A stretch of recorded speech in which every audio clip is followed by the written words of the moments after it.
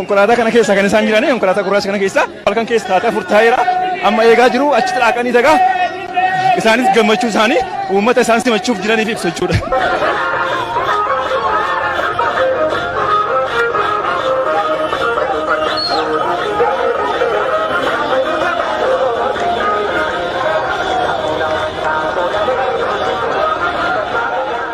amma gaa daawwattoota keenya akkuma isin hordofaa turtanii halkan keessa gaa kan isaan as ga'anii masqala addabaabayii keessa geenyerra amma halkan keessa sa'aatii 4:02 yeroon kun egaa yeroo itti obbo Baqqalaa Garbaa itti simatamaa jiranii as masqala addabaabayiitti yookaan immoo addabaabayii masqalaa kanatti mee kanaa booda immoo yeroo isaan ba'anii uummataaf ergaa isaanii immoo dabarsan uummata isaaniif gammadee miira ho'aadhaan isaan simachuuf eegalte kanaan waan isaan jedhan ammas simbiraan keenya hamma xumura qophii keenyatti nu waliin tura.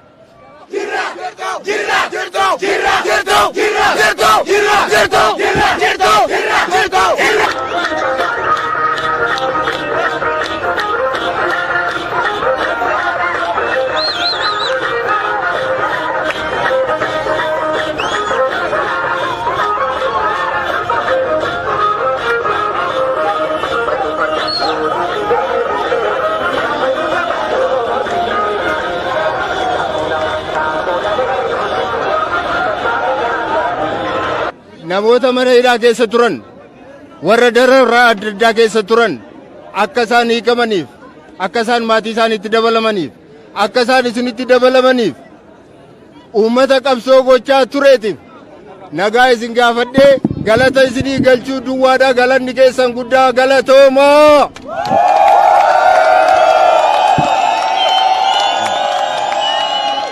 sabni tokko ta'ee sabni wal dhaga'u sabni gamtaa qabu yoomiyyuu alagaa jala hin jilbeenfatu.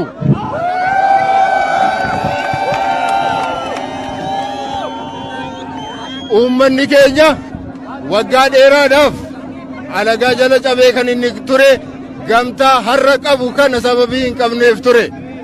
har'a garuu rabbiif galanni haa ga'u oromoon tokko ta'ee mirga isaa kabachiifachuudhaaf yeroo inni itti ga'e sababii ta'eef ammallee kana keessatti namooti qooda fudhatan hundumti keessan galanni keessan hin badin galatoomaan isiniin jedha.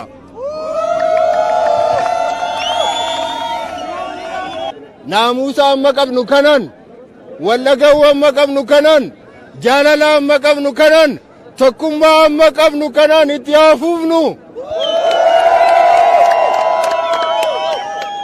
amma yeroon isaa yeroo itti wal qoodan miti yeroo itti siyaasaan adda wal baasan miti yeroo itti paartiidhaan adda wal qoodan miti yeroo itti amantaa wal qoodan miti amma yeroo itti tokko ta'anii kaanii mirga ofiif qabsaa'anidha.